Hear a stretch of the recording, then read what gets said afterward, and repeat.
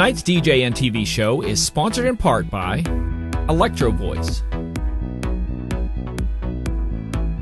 DJ Event Planner, ADJ,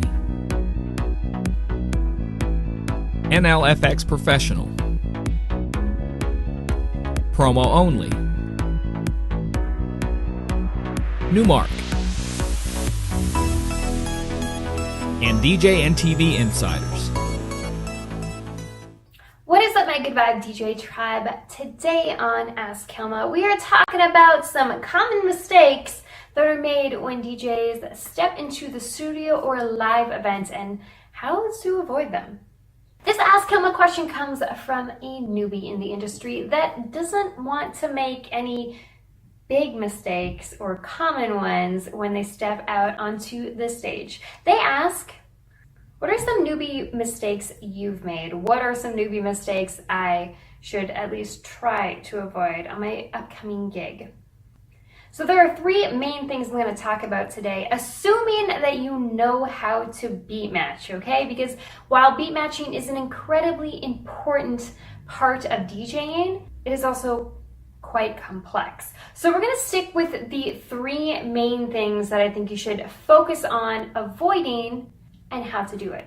Number one, starting with your levels. You want to make sure that when you are bringing in a track, that track is at the exact level that it needs to be at when it is at its loudest point. This is something that you can figure out by looking at your DJ program or looking at the levels that are brought up in your mixer if you're not using a program like Serato, Rekordbox DJ, or Vinyl Scratch. So you're going to find the loudest part of the track and you're going to check and see where your levels in that Christmas tree of a mixer pop up. Note when you are looking at your mixer is that you want all of the levels to be at 12 o'clock. Your lows, your mids, and your highs. Then you've got your gain over here. It's not necessarily going to be at 12 o'clock because it depends where the levels show up in your mix. So if I push the play button right here, I don't want to have it up at 12 o'clock because I don't want to be redlining as soon as that track starts coming in at its loudest point.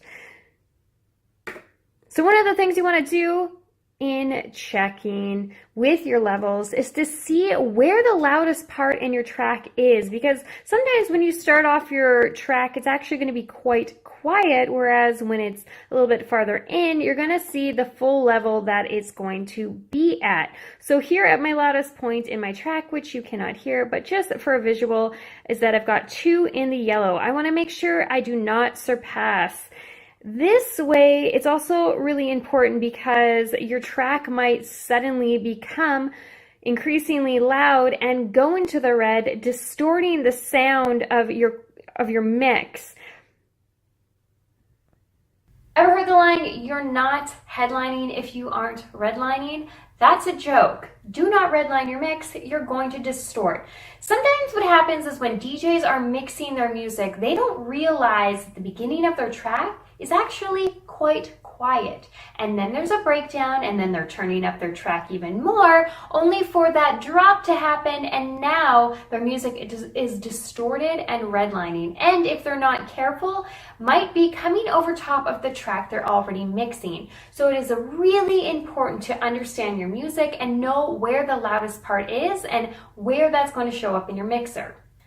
Number 2, use EQing. It is so incredibly important because with a track that is well produced, you know, those ones that are mastered and you're purchasing them off legitimate sources like Beatport, Juno, or iTunes, what you need to make sure is that not only your levels are right, but that you're EQing while you bring in the mix. You will see this a lot in dance music. The well-produced tracks are going to have the mid, high, and low range.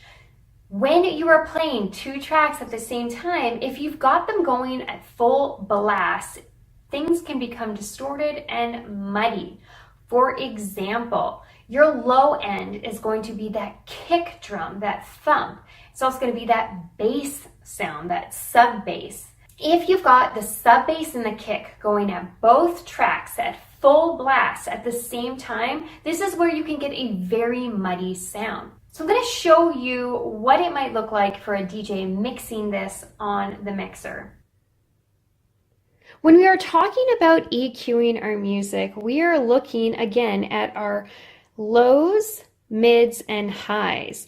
A lot of the times, if you've got two tracks running at the same time, chances are the lows, your kick and your sub bass, are going to become very muddy when they are on at the same time together. So a lot of the times what you'll see is a DJ that's mixing in their track will turn the low end down all the way. Maybe they will adjust their mids and highs a bit so that when they're bringing the track in, they might be slowly taking out some of the mids and highs in the other track while also turning down the master track that they're currently playing.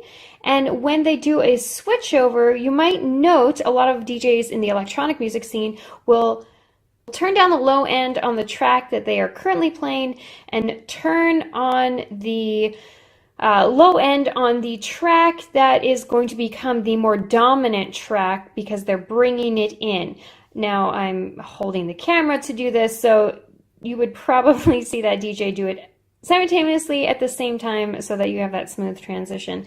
Then as you are bringing this track more in, you might be turning your mids and highs up and bringing this track down on its way out.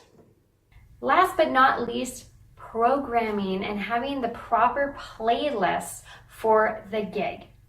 Maybe you are a opening DJ, you are playing right at the beginning of the night.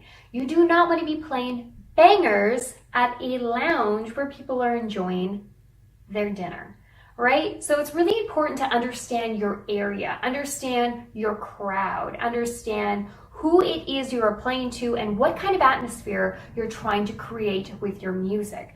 It is important to have a playlist for that time, but it's also important to have those backup tracks just in case things tend to go in a different direction. So maybe you do need to pick up the beat. Maybe you do need something that's a little bit more hyper. You want to make sure that you've got that playlist ready to go so that you can tease it in if you need to switch up the mood. Because maybe the bar does start filling up earlier in the night and all you have are super chill tunes, but this is actually the time that you can start getting people in on the dance floor.